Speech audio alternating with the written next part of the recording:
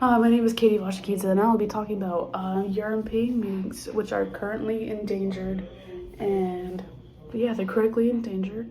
So European minks are like small semi-aquatic mammals that live like near freshwater, like bodies of fresh water, and they're mostly like nocturnal and crepuscular. I might have said that wrong, but basically that word means the word means like they're like with twilight, so of course like staying up at night, having that cycle of staying up at night. So they are solitary wanderers with large homes which range as large as 15 kilometers, and they're also carnivores. They eat things like rabbits, rats, birds, fish, crayfish, and frogs. They can also eat insects and vegetation. So the birth rate for the European mink is that a female could have 2 to 7 babies per litter, and then around 4 to 5 litters throughout their lifetime. They don't really live that long.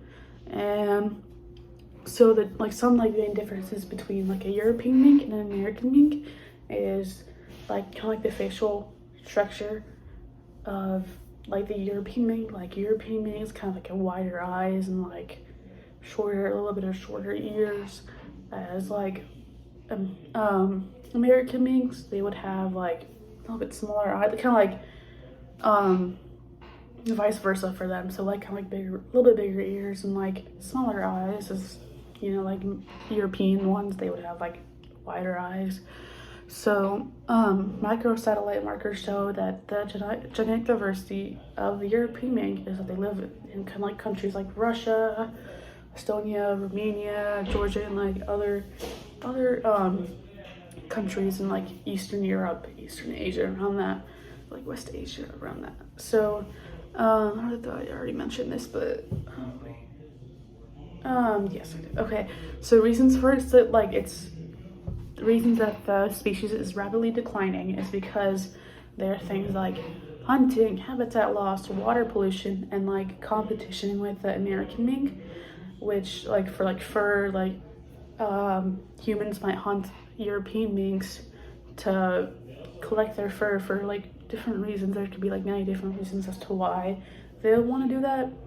And so like competition with like the American mink, that was introduced into Europe around 1926 for, of course, fur farming, and there's like competitive exclusion of the European mink. And as far as like habitat wise, the species inhibits the densely vegetated banks of like creeks, rivers, ponds, lakes, like mostly like freshwater, like bodies of fresh water. And it's like really found that like a European mink and its family would live more than 100 meters from like fresh water. And it's like, of course, like I mentioned, commonly found in the Caucasus and the Mediterranean basin.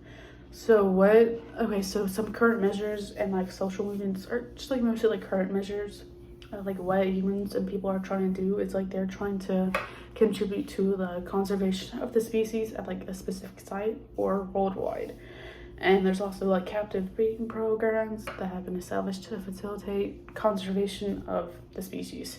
So of course, making sure they're in a safe place to breed, to live, to grow, and like no like outside, like no humans can affect it. So that's what I feel like the species can use. Of course, no effect of like humans, just like live by themselves. But yeah, again, this is Katie Washikidze talking about European minks and the endangered species. So yeah.